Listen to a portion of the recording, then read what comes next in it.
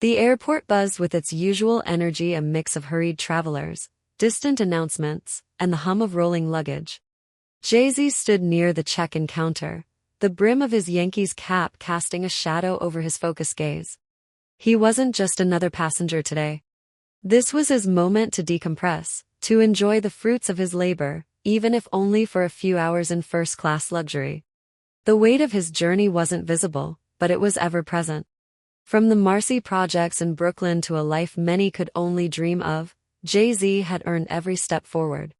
But as he approached the gate, ticket in hand, the energy shifted. A subtle, unspoken tension. At Whispered Story World Now, we bring you accounts of strength, perseverance, and grace under pressure, stories like this one. A mogul. An icon. And yet, a man forced to confront the same biases that too many faces every day. The first-class lounge came into view, a haven of comfort, far removed from the bustling economy lines. Jay-Z could almost feel the quiet luxury awaiting him, plush leather seats, warm towels, and endless champagne. He was ready. But before he could take the final step, a voice cut through his thoughts. "Excuse me, sir." Jay-Z turned, his expression calm, betraying no hint of annoyance. A gate agent, her uniform pristine but her demeanor frosty, stood before him. She glanced at his ticket, then back at him, her eyes narrowing.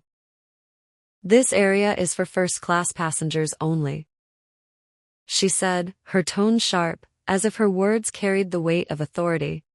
Jay-Z tilted his head slightly, his trademark smirk playing on his lips. "I know. That's why I'm here," he replied, holding up his ticket for her to see. But she didn't reach for it. Instead, she folded her arms, her stance rigid. "Are you sure this is your ticket?" she asked, the words cutting sharper than any insult. For a moment, Jay-Z stood still, the hum of the airport fading into the background. He'd been here before, not physically, but emotionally. Judged, doubted, reduced to assumptions because of how he looked, not who he was. "Why don't you scan it?" he said finally, his voice steady, unshaken. The agent hesitated, her lips pressing into a thin line. She reached for the ticket reluctantly, her movements deliberate, as if she were looking for a flaw, a reason to confirm her unspoken doubt. The scanner beeped, confirming what Jay-Z already knew. "Mr. Carter." My apologies," she stammered, her face flushing. "There must have been a mix-up." Jay-Z raised an eyebrow. "Yeah, looks like it." He took the ticket back, his fingers brushing against hers, the tension palpable. As he walked toward the first-class lounge, Jay-Z could feel the stares, whispers of recognition mingled with the quiet murmurs of disbelief. This wasn't the first time someone had underestimated him, and he knew it wouldn't be the last. But today, he wasn't in the mood to let it slide. Inside the lounge, the ambience shifted. It was everything he'd imagined, serene, exclusive, and meticulously designed. But instead of relaxing, Jay-Z's mind raced. That moment at the gate lingered like a sour note in an otherwise perfect melody. Moments later, as he boarded the plane, the gate agent appeared again. Her tone had shifted, now overly polite, almost groveling. "Is there anything else I can do for you, sir?" she asked, her earlier skepticism replaced by forced enthusiasm. Jay-Z paused, looking her directly in the eyes. "You've done enough," he said simply, before stepping into the first-class cabin.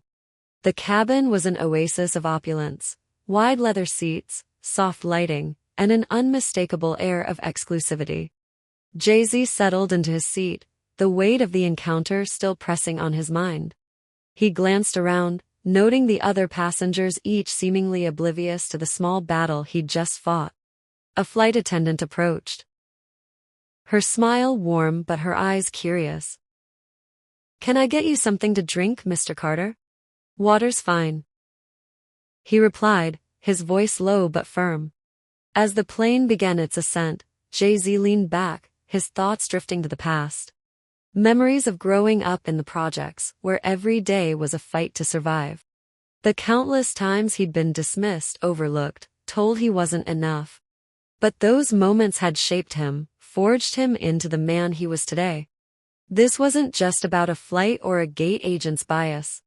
It was about something deeper, a reminder that no matter how far you've come, there will always be those who question your worth. But Jay-Z had long since learned that his value wasn't determined by others. Reaching into his bag, he pulled out a notebook, the one he carried everywhere. Words began to flow, raw and unfiltered. Lines about resilience, about turning pain into power, about standing tall in the face of doubt. "This ain't about me," he scribbled, the pen moving swiftly across the page. "It's about every kid from the block who's been told no before they even tried. Every hustler who got denied before they had a chance to shine." The flight continued smoothly, but Jay-Z's mind was already a million miles ahead. He thought about the systems that perpetuated this kind of bias, the unspoken rules that kept people in their place. As the plane began its descent, he knew what needed to be done. This wasn't just a personal slight, it was a story that needed to be told. A lesson for those who doubted him and a beacon of hope for those who came after. When the plane landed, Jay-Z walked off with the same quiet confidence he'd carried on. Outside the terminal, the warm air of a new city greeted him. But the moment wasn't over. Back in his hotel room that night, he turned those raw notes into lyrics, weaving his story into a tapestry of resilience and power. The words were more than just a song, they were a statement, a reminder that greatness couldn't be denied. Months later, the track dropped. It wasn't just another hit, it was an anthem. Fans around the world connected with its message, the story resonating far beyond the gates of that first-class lounge. And for Jay-Z, it wasn't just about proving the gate agent wrong. It was about proving to himself and the world that no one could define his worth but him. If this story inspired you, share it with someone who needs to hear it.